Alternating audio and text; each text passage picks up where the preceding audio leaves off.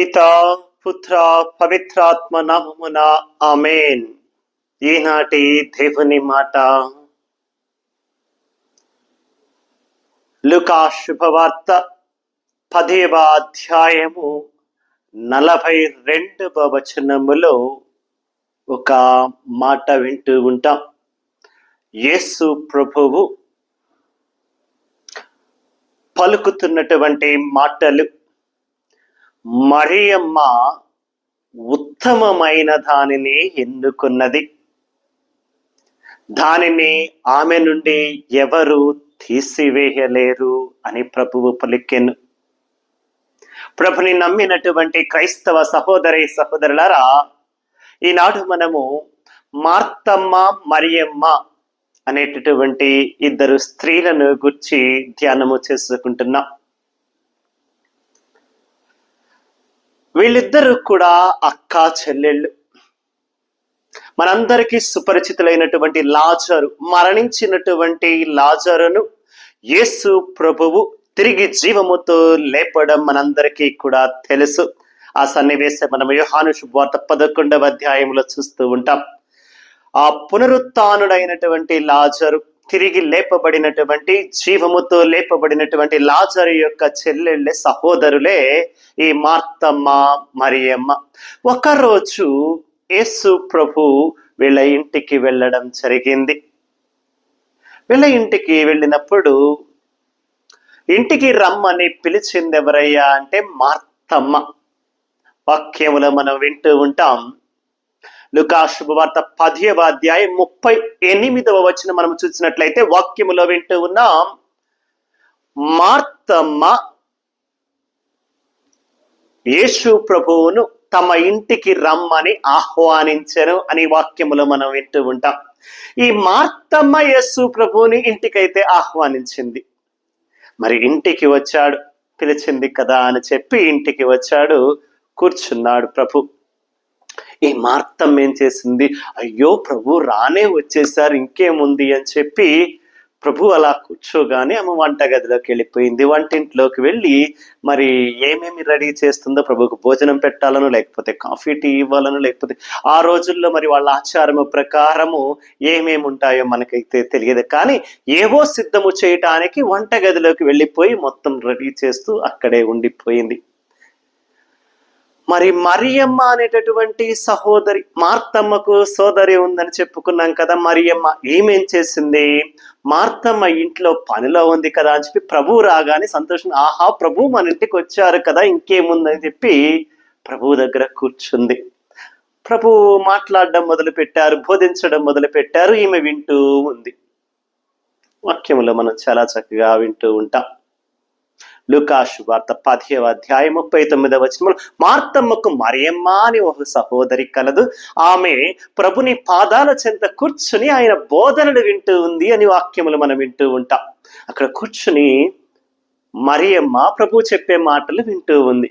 ఈలోపు లోపల మార్తమ్మ ఉంది కదా, ఆమెకి ఇంకా ఆగలేదు. లోపల ఒక్కతే పనులు చేస్తుంది కదా, పని అవ్వట్లేదు. ఈమెమో కూర్చొని చక్కగా ప్రభు దగ్గర ముచ్చట్లాడుతుంది. నేను ఒక్కదాన్ని లోపల పని చేయాలా అనుకుందో ఏమో తెలియదు, కానీ రివ్వున బయటకు వచ్చింది.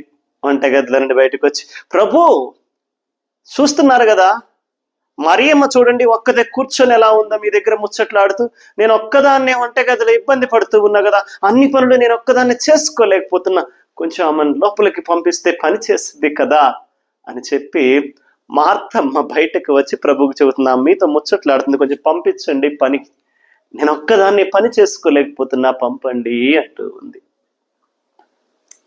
అప్పుడు ప్రభు ఒక మాట అంటూ ఉన్నారండి. ఏమంటూ ఉన్నారు,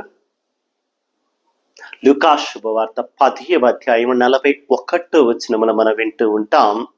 మార్తమ్మతో ప్రభు అంటున్నటువంటి మాట, మార్తా మార్తా, నీవు అనేక పనులతో సతమతమవుచున్నావు, కానీ మనిషికి అవసరమైనది ఒక్కటే, దానిని మరియమ్మ ఎన్నుకున్నది. హల్లెలూయా, ప్రైజ్ ది లార్డ్.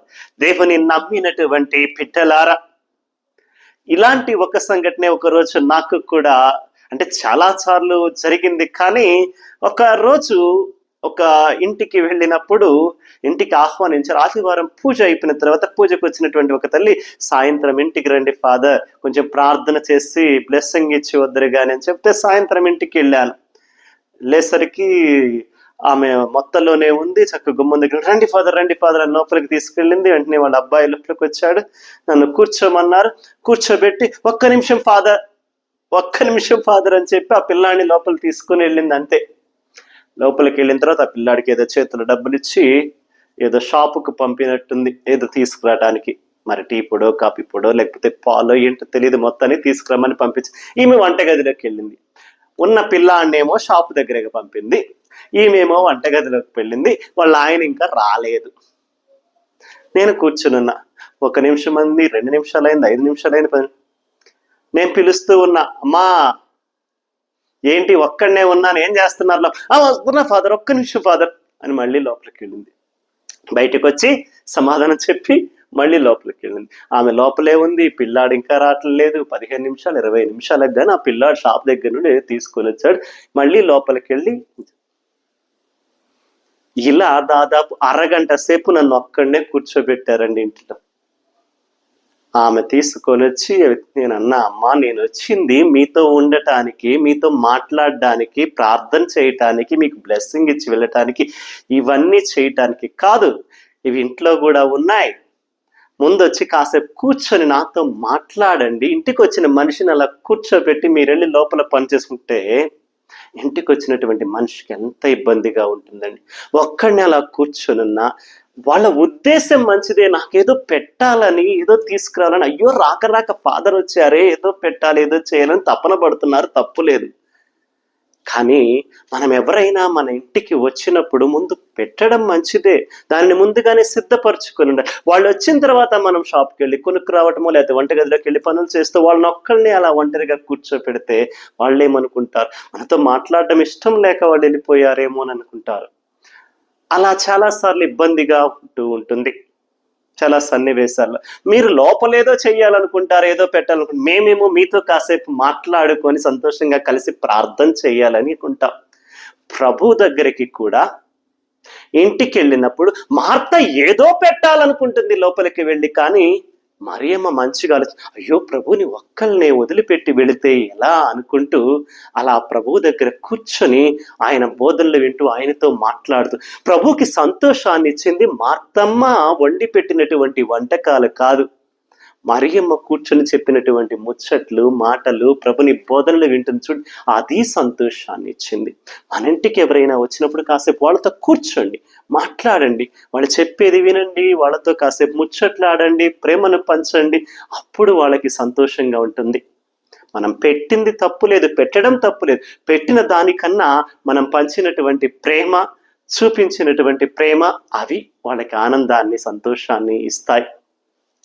ఈనాడు యేసు ప్రభు వాళ్ళ ఇంటికి వెళ్ళినప్పుడు మార్తా మరియలు ఇద్దరిని గురించి ప్రభు చెబుతున్నటువంటి మాట, మార్తా నీవు అనేక పనులతో సతమతమవుచున్నావు, మనిషికి అవసరమైనది ఒక్కటే, మరియమ్మ దానిని ఎన్నుకున్నది, అది ఉత్తమమైనది, దానిని ఆమె నుండి ఎవరు వేరు చేయలేరు అంటూ ఉన్నాడు.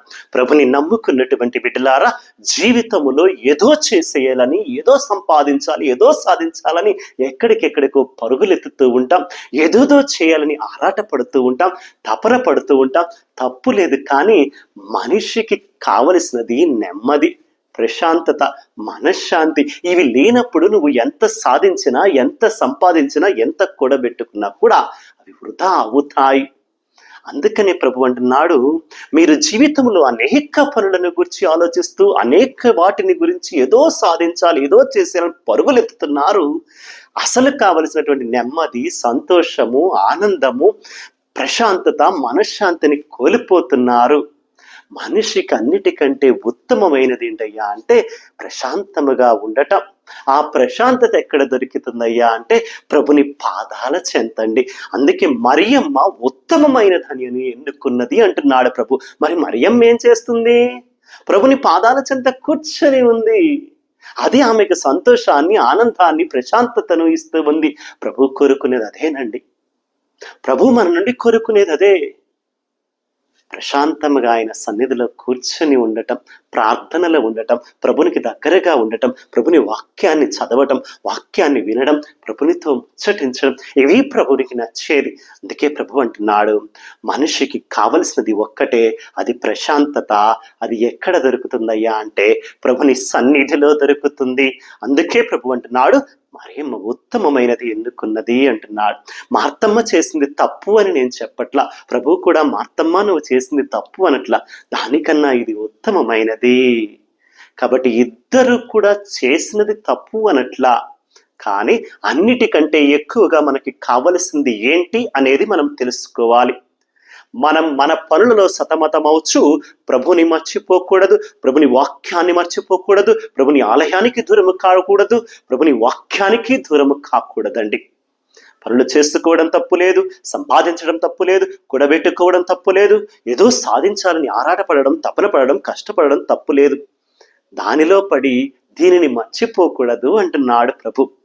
మీరు సంపాదించుకున్నది, కూడబెట్టుకున్నది ఎవరైనా ఎత్తుకుపోతారేమో, పోతుందేమో, మీరు కోల్పోతారేమో, కానీ మీరు సంపాదించుకున్న ప్రశాంతత, ప్రభుని సన్నిధి, ప్రభుని పాదాల చెంత ఇంత చోటు సంపాదించుకుంటే అంతకు మించిందేమీ లేదు. ప్రభుని రాజ్యంలో మీరు సంపాదించుకునే ఆ చోటును మాత్రం ఎవరు ఎత్తుకొని పోలేరు. అది ఉత్తమమైనది, దానిని సంపాదించుకోవడానికి ప్రయత్నం చేయండి అని ఈరోజు ప్రభు మనకి చాలా చక్కగా ఈ వాక్యం ద్వారా తెలుపుతున్నారు. దేవుని నమ్మినటువంటి బిడ్డలారా, మనము ఈ లోకములో దేనిని సంపాదించుకున్నా, దేనిని సంపాదించుకోకపోయినా పర్వాలేదు, కానీ ప్రభుని సన్నిధిలో ఇంత చోటు సంపాదించుకుంటూ ప్రభుని రాజ్యంలో నిత్య జీవితాన్ని సంపాదించుకో, దానికోసం ఎంత కష్టపడినా ప్రయత్నం చేసినా పర్వాలేదు. ప్రభు అంటున్నటువంటి మాట, ఈ లోకములో అన్నిటికంటే ఉత్తమమైనది, మనిషికి కావలసినది ప్రశాంతత, నెమ్మది. ఆ ప్రశాంతత, మనశ్శాంతి, నెమ్మది ప్రభుని పాదాల చెంత, ప్రభుని సన్నిధిలో దొరుకుతుంది. కాబట్టి ఆ ప్రశాంతతను మనకు దయచేయమని, ప్రభుని సన్నిధిలో ఇంత చోటును దయచేయమని ఈరోజున ప్రార్థన చేసుకుందాం. పరిశుద్ధుడు, ప్రేమామయుడని యేసు ప్రభువా, నీకే స్తుతులు, స్తోత్రములు, వందనములు తండ్రి. నీ వాక్యాన్ని వింటున్నటువంటి బిడ్డలందరినీ నీ పరిశుద్ధ హస్తాలతో దీవించండి, ఆశీర్వదించండి. అయ్యా, మరియమ్మ వలె మేము కూడా నీ రాజ్యములో ఇంత చోటు, నీ సన్నిధిలో ఇంత స్థలము సంపాదించుకునేటటువంటి భాగ్యాన్ని మాకు దయచేయమని. అయ్యా, ఈ లోకంలో అనేక సమస్యలతో అల్లాడిపోతూ, అనేక పనులను కోసం మేము తపన పడుతూ, ఆరాటపడుతూ, ఏదో సాధించేయాలి, సంపాదించాలని చెప్పి పరుగులెత్తుతున్నాము. కానీ అన్నిటికంటే ఉత్తమమైనది, ముఖ్యమైనది నీ యొక్క దీవెన, ఆశీర్వాదం, నీ సన్నిధిలో ఇంత చోటన్న సంగతి కొన్నిసార్లు మర్చిపోతూ ఉంటాం. మా పనులలో పడి, మా వ్యాపారాలలో, మా ఉద్యోగాలలో, మా సంపాదనలో, ఈ లోక పరుగులాటలో పడి మేము అనేక సార్లు నిన్ను, నీ ఆలయాన్ని, నీ వాక్యాన్ని పోగొట్టుకుంటూ నీ సన్నిధికి దూరం అవుతున్నాం. కాబట్టి తండ్రి, ఈ లోకములో నీ వాక్యాన్ని వింటున్నటువంటి బిడ్డలందరినీ కూడా దీవించండి, ఆశీర్వదించండి. అన్నిటికంటే ఉత్తమమైనటువంటి ప్రశాంతత, మనశ్శాంతి, నెమ్మది నీ సన్నిధిలో దొరుకుతుందని తెలుసుకుని దాన్ని సాధించడానికి కావలసిన శక్తిని, అనుగ్రహాన్ని, మంచి మనస్సును మాకు దయచేయమని యేసు ప్రభుని పరిశుద్ధ నామమున అడిగి వేడుకొనుచున్నాము తండ్రి. ఆమేన్. పితా, పుత్ర, పవిత్రాత్మ నామమున ఆమేన్. God bless you all.